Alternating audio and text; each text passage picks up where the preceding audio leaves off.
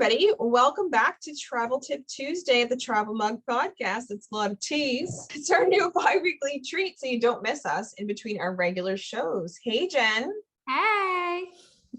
All right. So this week we want to chat about double and triple checking when booking your travel. Now, Jen, are you a double or triple checker when booking? Yeah, so I would say that I usually am, although I will tell you that I did book a flight recently.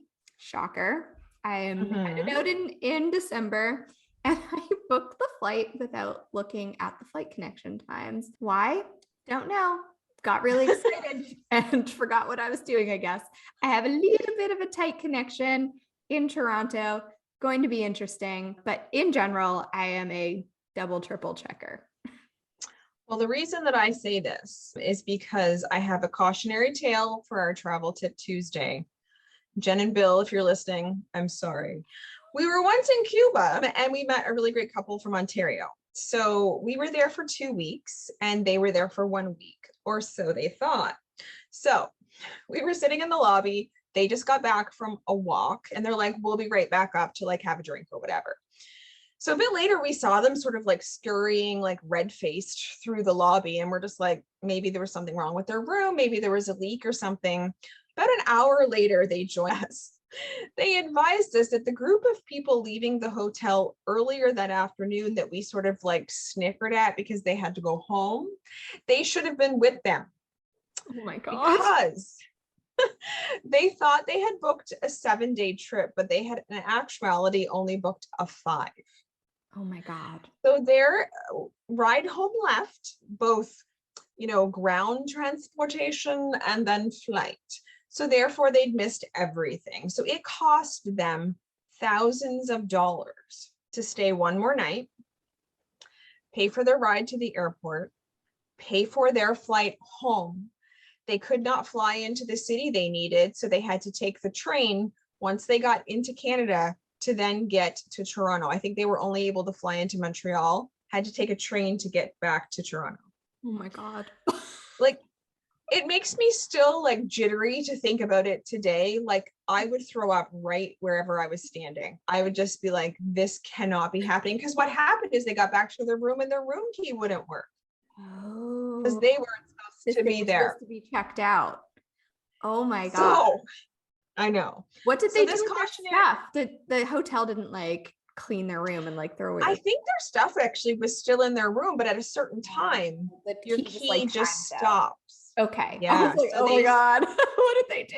So they had to pay on their own to stay in that room one more night. So bless their hearts, but this definitely taught us a lesson. So whenever we're booking something, we're both like, yep, nope, calendar, check it. Is it? No? Okay. Like probably 20 times. And we're like, if people were listening to us, they'd be like, just book it already. But I have just learned from that one story to never take what I think is the proper date for granted. And like when we're booking as well, especially hotels and stuff, even though you can likely cancel, especially hotels, right, we really make sure we're following a grid. Like, what's the next night? What's the next 2 nights? I really just think that being careful and taking your time never hurt anybody, because the opposite has hurt people. Yeah. Yes. Thank God nothing like this has ever happened to me, but I will say a friend, we used to have this midnight flight, right? Halifax to London Heathrow at midnight. So he showed up on the wrong date because midnight is confusing, right? Midnight is the first minute of that day. So if your flight is on the 5th, you need to show up the night of the 4th, but he showed up the night of the 5th thinking his flight was So he missed his flight by like 24 hours, right? They have later changed this flight. I don't know if it's back yet, COVID, but they changed 12:05 or something. 12:05. I don't remember if it's 12:05 or 11:55. It was like just to make doubly sure that you know what day. That's brutal. 12 a.m. is confusing. It is the first minute of the day. So yeah. So what happened with him? He had to book another flight. I mean, I don't know what happened. What else is there, I guess? He got there eventually, I think, but this was like, I don't know, probably 8 or 9 years ago, but I remembered that and I was like, yeah, that's a problem.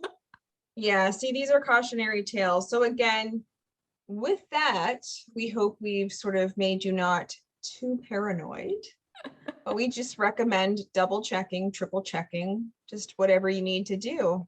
And really, we hope this can be helpful. So thank you for tuning in to the Travel Tip Tuesday. We wish you really careful booking on your next adventure. Have a great day, everyone. Bye. Bye.